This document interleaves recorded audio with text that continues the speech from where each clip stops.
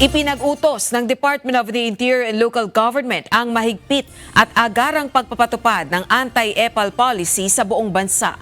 Ito ang polisiya na nag-uutos sa lahat ng local government unit at tanggapan ng DILG na alisin ang pangalan, larawan at iba pang pagkakakilanlan ng mga government officials sa mga proyektong pinondohan ng gobyerno.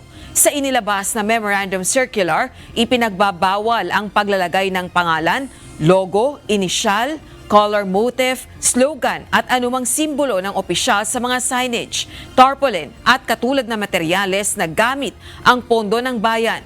Ayon kay Interior Secretary John Vic Remulla, ang mga proyekto ng pamahalaan ay pondo ng mamayan at hindi dapat gamitin bilang personal billboard o political credit grabbing. Nagbabala ang DILG na ang mga lalabag sa direktiba ay maaaring maharap sa preventive suspension at kasong administratibo habang hinihikayat ang publiko na i-report ang mga hindi sumusunod.